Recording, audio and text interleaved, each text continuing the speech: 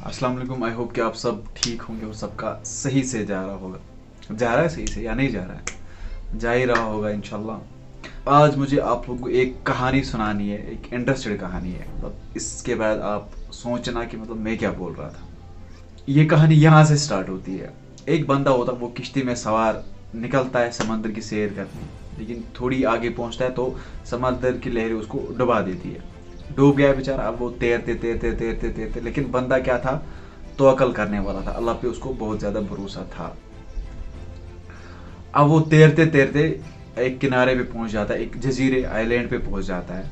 तो वहाँ पे ना कोई खाने का सिस्टम है, ना रहने का सिस्टम है। मतलब वहाँ पे ना मदद, मतलब वो चला रहा है हेल्प हेल्प, मतलब वहाँ पे कौन आएगा मदद करने, वहाँ पे सिर्फ अल्लाह की ज़ात थी। क्या होता है, वो करता है अरेंजमेंट्स, लकड़ी लाता है और वो जो बाकी सिस्टम होता है, एक झोंपड़ा बना लेता है और खाने के लिए भी कुछ वहाँ से लाता है और खाता है। तो अब कुछ देर बाद बारिश स्टार्ट होती है और तूफान आता है, बहुत खतरनाक तूफान आता है, लाइटनिंग होती है वहाँ पे। और उस लाइटनिंग की वजह से उसका जो झोंपड़ा है उसमें आग लग जाती है, वो जल जाता है।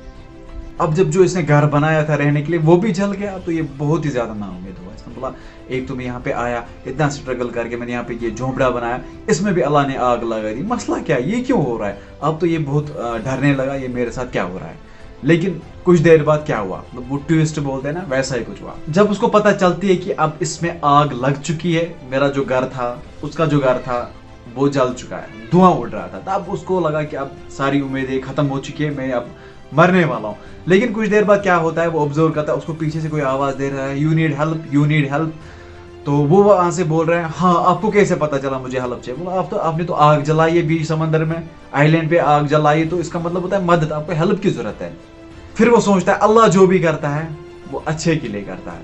अल्लाह remove something from your life for a reason and put something in your life for a better reason.